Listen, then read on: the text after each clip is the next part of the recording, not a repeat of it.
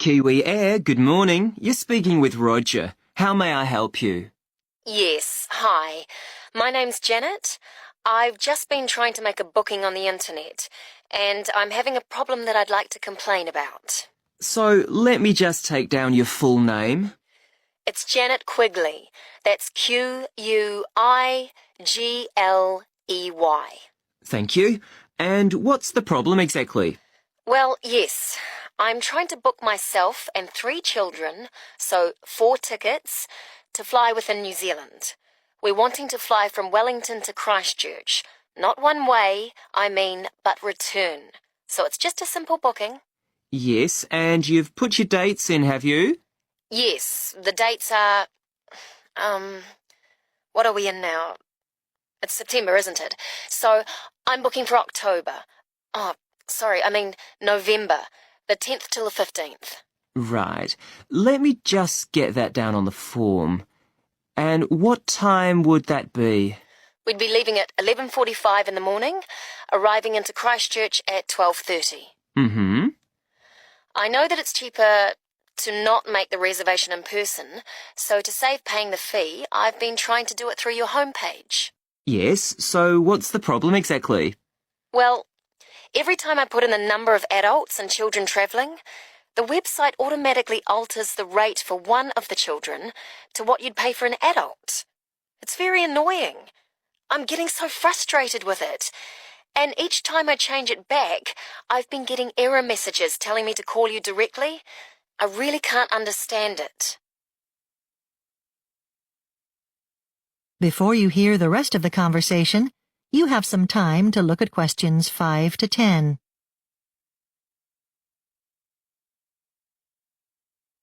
Now listen and answer questions 5 to 10. All right, well, yes, there is a reason for why that's happening.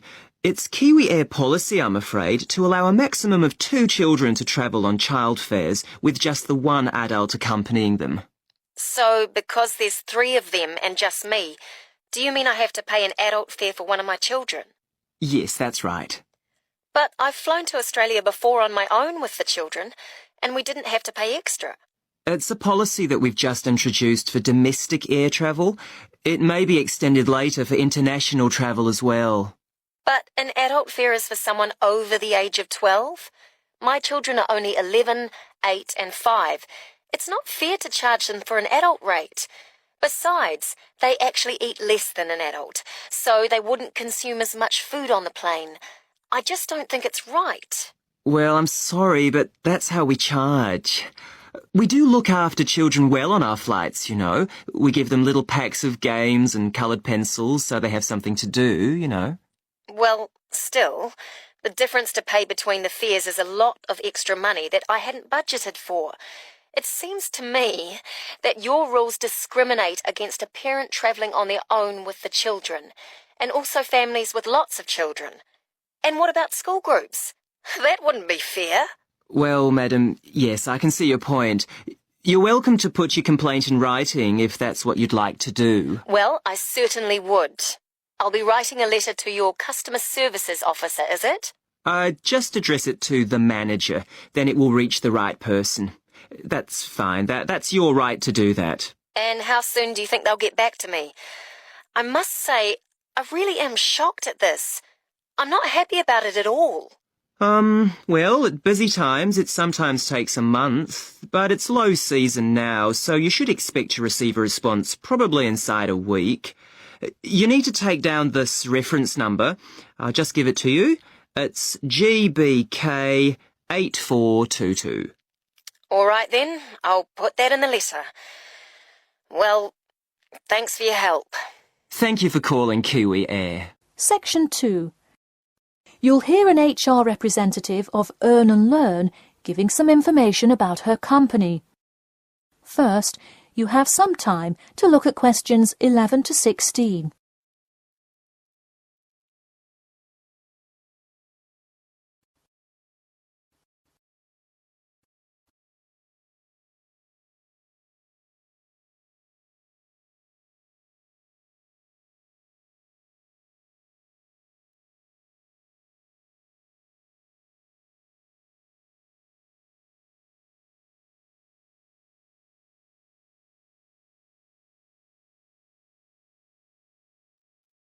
Now listen carefully and answer questions 11 to 16.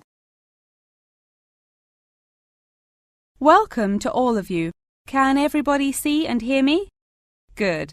I'm Sarah Connor, an HR representative of Earn and Learn. I have been asked today to talk to you about our company. So, for those of you who don't know very much about the company, let me start by giving you some basic information about it. Earn and Learn started nearly 20 years ago. It is not a charity but a for-profit company that enables promising entrepreneurs to make money while traveling. During the past 10 years, it has grown rapidly and has gained great influence in most countries of the world. We have a partnership with the school and take a large number of recent graduates from the business school. So, if you are a recent graduate, I'd say you can consider applying to our company. Before your application, you might be curious about what sort of places you could go to. There are 4 main locations, but you also have the freedom to submit a different location, and if they can make the necessary arrangements, you can go. The first country Earn and Learn established locations was the US, where you may choose from multiple locations, as long as you can commit to their more rigid schedule of August to December. Also, you could do the Australia internship. That one is really cool. You work at a wildlife shelter and learn about the business practices of non-profit organizations. You do have to be willing to commit 8 months for that one, though. Perhaps that's a long time to be so far away, but I would say it is really an amazing opportunity. I don't know whether some of you are in decent physical shape. If so, the South Africa internship is another exciting one. You learn a lot about sustainable farming, but you would be doing some of the manual labor involved in maintaining a farm. Indeed, it's hard work, but I think you would definitely be able to do it. It may be wise to wait until after their summer is over, so it's not so terribly hot. In addition, there is a most recently established location in India. This one gives you more of a study abroad feel, given that they arrange a host family for you to stay with. In the other locations, you live in an apartment with other interns, so this is definitely a unique experience. Before you hear the rest of the talk, you have some time to look at questions 17 to 20.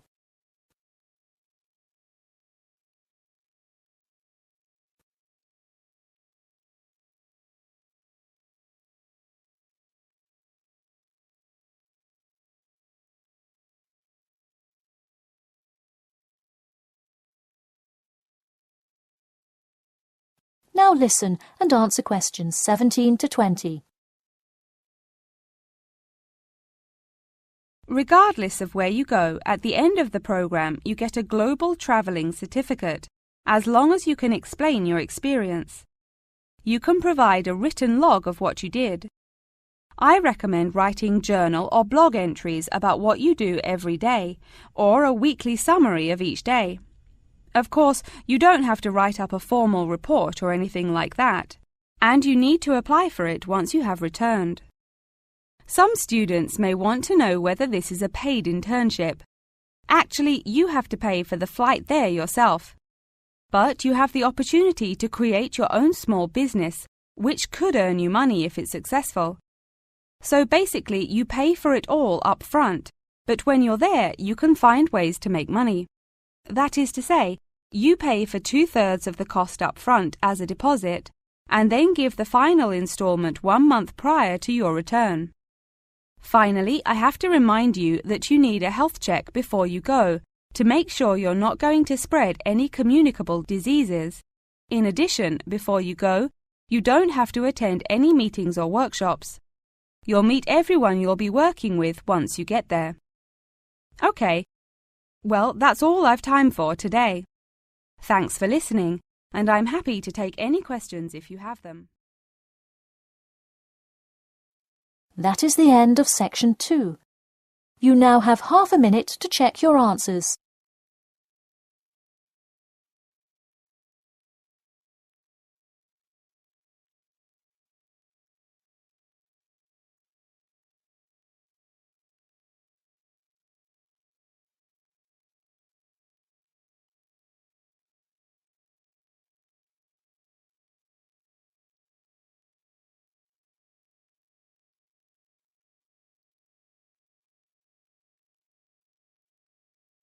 Now turn to Section 3.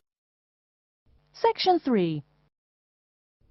You will hear a student called Julie talking to her classmate named Ricky about a new essay that Professor Johnson assigned.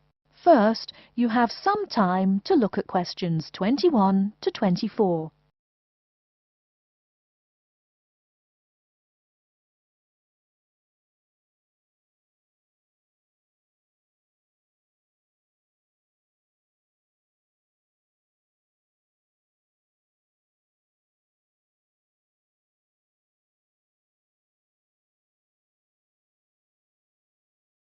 Now, listen carefully and answer questions 21 to 24.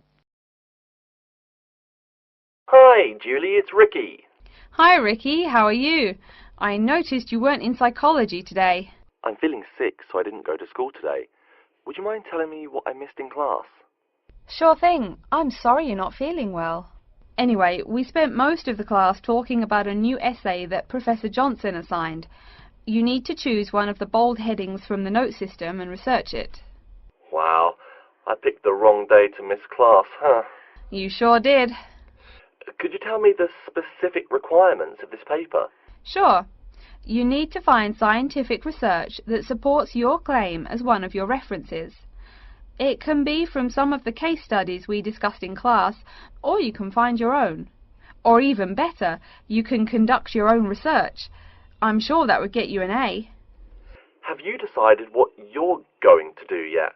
Also, where are you getting your references? Yeah, I'm going to research facial recognition by infants. I've already found a few experiments in scientific journals. That would probably be a good start for you. There are tons of journals in the library. Great idea, thanks. I'm considering writing my essay on the effects of one of the psychotropic drugs we talked about in class. I'm sure there is lots of stuff about it on the internet. Are we allowed to use information from the internet? Sure, you can use that as long as it's not your main source for information. You'll probably want to cite some of the experiments we went over. Good idea, thanks. I'm going to try to find some information from a bunch of different sources. Before you hear the rest of the talk, you have some time to look at questions 25 to 30.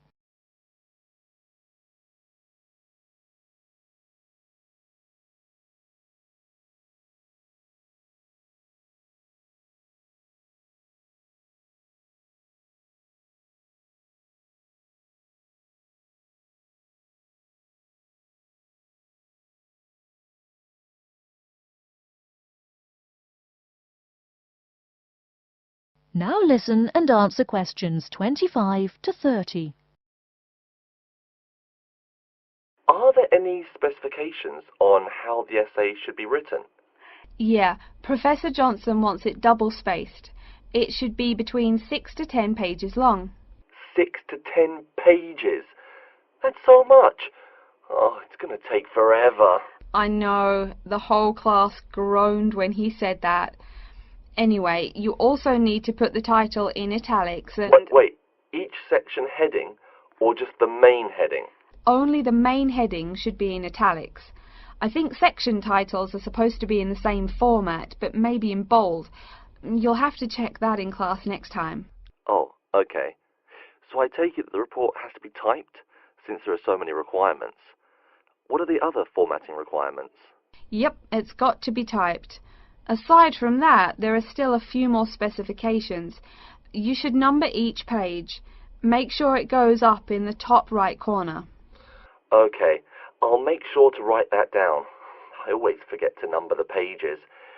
Do we need to title and date each page too? You need the shortened title on every page, but no need to include the date. That should just be on the cover page. Okay, thanks. No problem. Also, make sure the margins are 3.25 pixels wide. What? I'm not even sure how to do that. Oh, it's okay, I can show you. It's really easy. I think that's all the directions he gave us. A lot of formatting requirements, but we have the freedom to research many things that we like, so that's good. Oh, I almost forgot. Remember to put down your ID number on your report. Thanks so much for your help. I'll see you in class Monday. No problem. Glad I could help. See you later. That is the end of section 3. You now have half a minute to check your answers.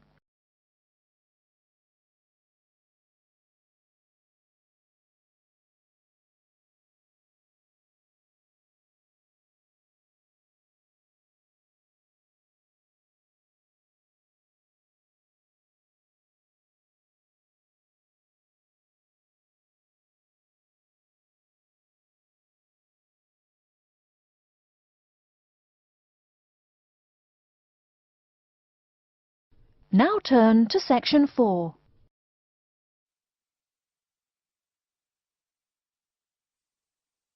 Section 4.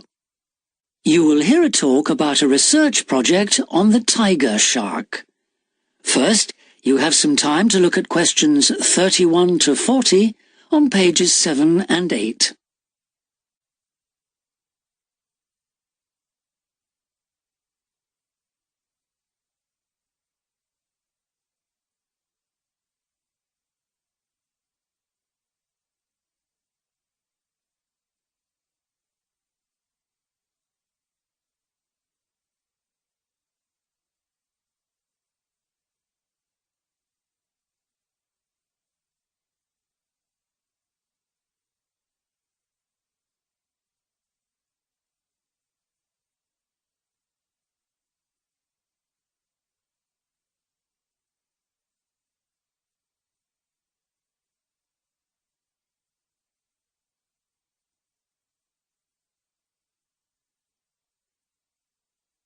Now listen carefully and answer questions 31 to 40. Good morning, everyone.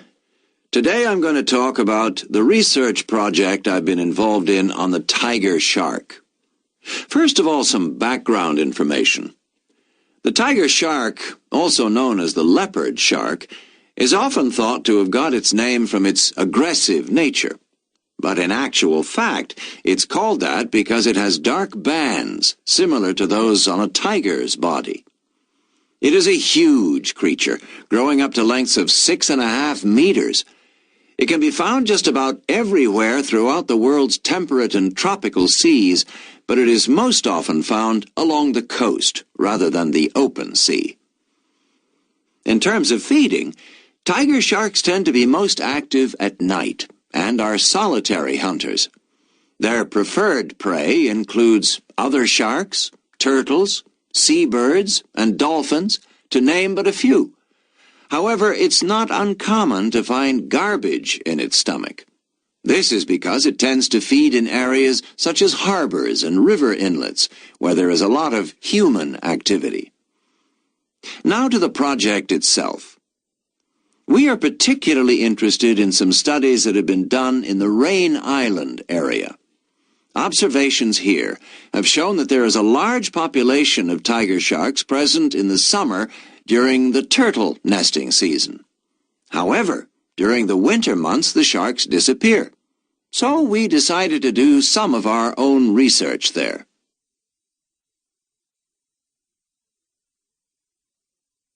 The first step was to tag a number of sharks so that we could follow their movements.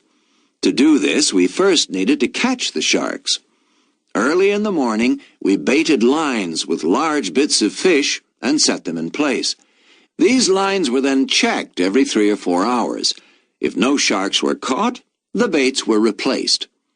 Once a shark had been caught on one of the baited hooks, it was pulled in close to the boat and secured so that we could carry out a number of brief activities to aid our research. This usually took no more than about 10 minutes and was carried out as carefully as possible to minimize any stress to the shark. Each of the tiger sharks that we caught was measured and fitted with an identification tag, and also a small amount of tissue was taken for genetic studies. For some larger sharks over 3 meters long, we also inserted into the belly a special acoustic tag capable of sending satellite signals, while on other large sharks we attached a camera to the dorsal fin to enable us to study the behavior and habitat use of the sharks. After this, the shark was released, and we were able to follow its movements. So what was the purpose of all this tagging?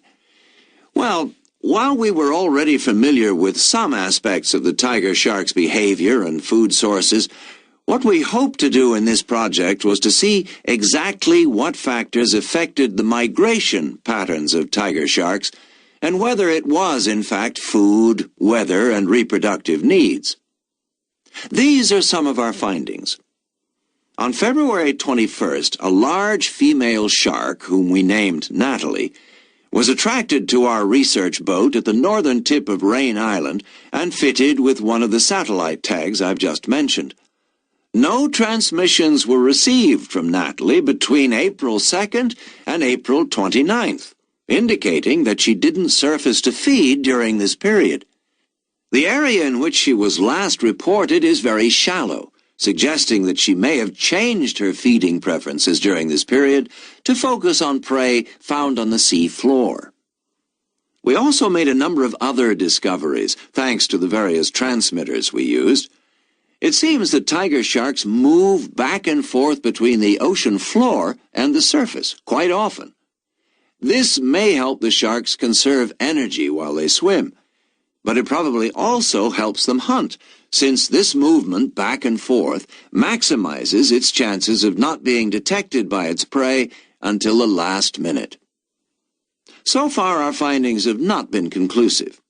However, we have gained some very interesting insights into the behavior of tiger sharks and are now hoping to develop our research further. That is the end of section 4. You now have half a minute to check your answers.